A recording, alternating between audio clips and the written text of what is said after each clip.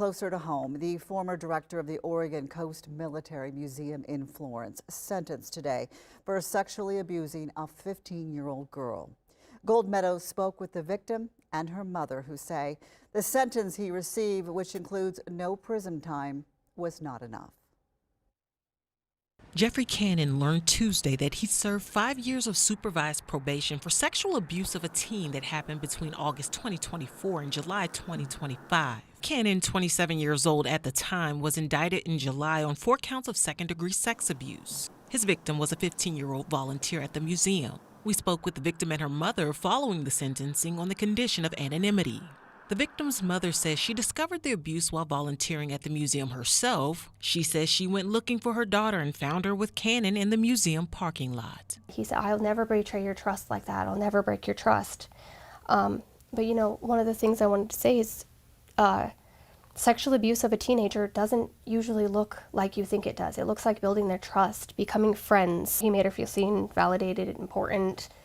And she is. I mean, she's a pretty awesome kid. During the sentencing, the victim, who described Cannon as her first boyfriend, detailed the emotional impact of the relationship, from losing friends and money to becoming a pariah in her small town, while her mother painted Cannon as manipulative, remorseless, and a danger to her daughter. Though each of Cannon's 4 counts carried a maximum penalty of 5 years in prison each, Cannon took a plea deal to avoid prison time. Cannon's lawyers say they believe the sentence was a fair outcome, but the victim and her mother say they're frustrated and concerned. And I told the district attorney that. I said, look, you're talking about a groomed teenager. And I know that that sounds unfair, but you're talking about a child who fell in love with their abuser. Most teenagers will defend their abuser, many of them much longer than she did.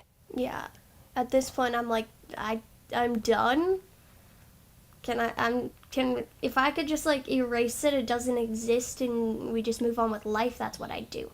Lane County District Attorney Chris Perosa says there were good reasons for negotiations in this case. He says Cannon's lack of prior criminal history could have led to less supervised probation time, combined with prison time, if a plea deal was not offered.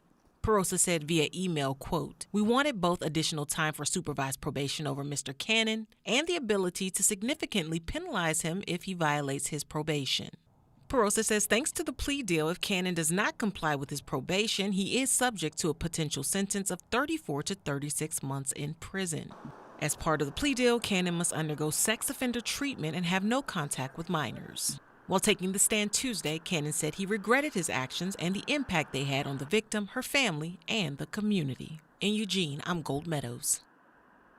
The museum's president, who replaced former President Gary Cannon, Jeffrey Cannon's father, says a new board of directors is now in place, and plans are also in motion to gradually reopen the museum, but no solid date was given.